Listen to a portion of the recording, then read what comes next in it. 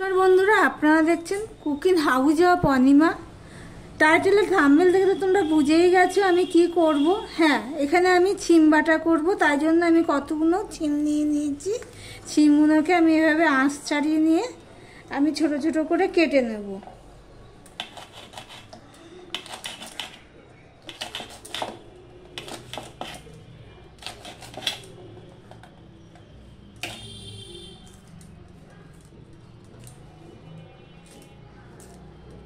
এরকম ছোট ছোট করে সব ছিমগুলো আমি কেটে নেব। এদিকে দেখো গ্যাসটা অন করে কড়াই বসিয়ে একটু জল দিয়ে দিচ্ছি। দেখো জলটা প্রায় ফুটে উঠেছে। এবার আমি নুন দিয়ে দিচ্ছি। আর এখানে যে ছিমগুলো আমি কেটে নিয়েছি সম্পূর্ণ, সেই ছিমগুলোকে আমি সিদ্ধ করে নেব।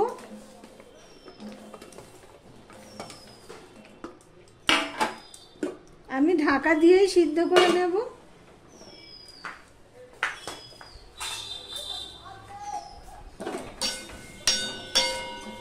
হাতাটা ওই সাইডে ছিল তো, তাই তখনই করে দিতে পারতাম।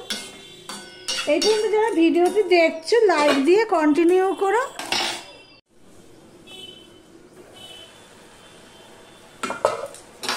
দেখো ছিমটা সিদ্ধ হয়ে গেছে। আমি এবার গ্যাসটা অফ করে দেবো। এবার ছিমটা তুলে নিয়ে আমি ঠান্ডা করে নেব। দেখো ছিমগুলো সব ঠান্ডা হয়ে গেছে। আর আমি এখানে দেখো এর সাথে দেব হলো রসুন আর কাঁচা লঙ্কা। এখানে একটা মিক্সিং জার নিয়ে নিয়েছি।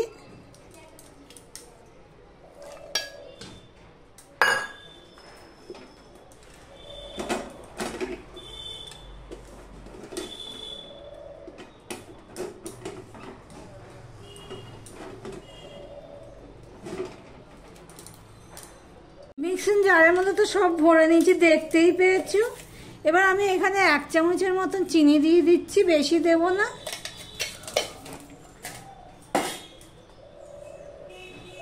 দিয়ে দিলাম নুন আর দিয়ে দিচ্ছি 1 চামচের মতন কালো জিরে। দিয়ে আমি একটা মিহি পেস্ট বানিয়ে নিচ্ছি। কড়াইটা ভালো মতন গরম হয়ে গেছে, ধোঁয়া উঠছে। এই সময় আমি দিয়ে দিচ্ছি সাদা তেল।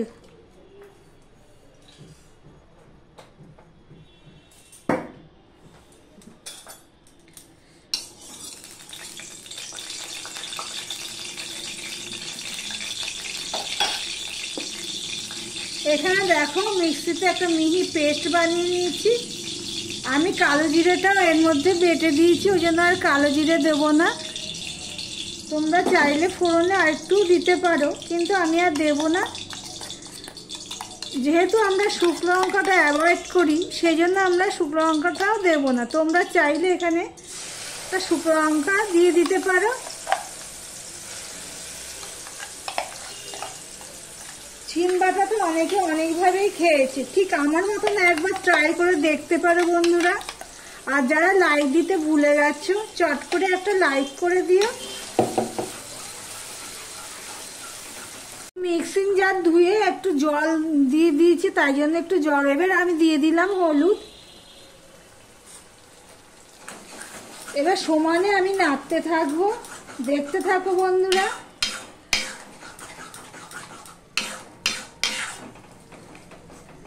আমার ভিডিওটি যদি ভালো লেগে থাকে প্লিজ লাইক কমেন্ট শেয়ার করে দেবে। আর যারা নতুন বন্ধু ভিডিওটি দেখছো এখনো পর্যন্ত সাবস্ক্রাইব করোনি, তাদেরকে বলবো চ্যানেলটি সাবস্ক্রাইব করে পাশে থাকার জন্য। আমি মিডিয়াম টু লোতে দিয়ে আমি সমানে এভাবে নাড়তে থাকবো। দেখো কড়াইয়ের গায়ে কিন্তু লাগছে না, যেহেতু আমি কড়াইটা ভালো করে গরম করে নিয়েছি। ধোঁয়া ওঠা গরম করে নিতে হবে। এবার মিডিয়াম টু লোতে দিয়ে আমি সমানে এইভাবে করতে থাকবো। আমি পেস্টের সাথেই তো সব কিছু দিয়েই আমি পেস্ট করে নিয়েছি।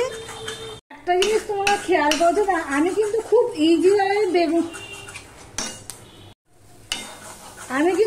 ইজিভাবে আমি ছিম বাটাটা দেখালাম। আর খেতেও হয় খুব স্বাদ, যেহেতু রসুনের পরিমাণটা বেশি দিয়েছি। দেখো বন্ধুরা অনেকটাই কমে গেছে, এটা আর একটু টানাতে হবে।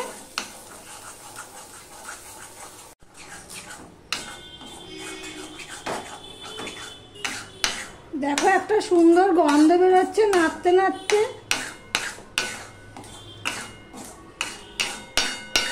তাহলে শিম বাটা আমার রেডি হয়ে গেছে। দেখো কড়াইয়ের গায়ের থেকে উঠে যাচ্ছে। তোমরা চাইলে একটু ধনেপাতাও দিতে পারো, এর মধ্যে ধনেপাতা দিলে টেস্টটা আরো বেড়ে যাবে। তাহলে ভিডিওটি আজকের মতন এখানেই শেষ করলাম। আবার কোনো নিত্য নতুন রেসিপি নিয়ে তোমাদের সামনে চলে আসবো। গ্যাসটা অফ করে দিলাম।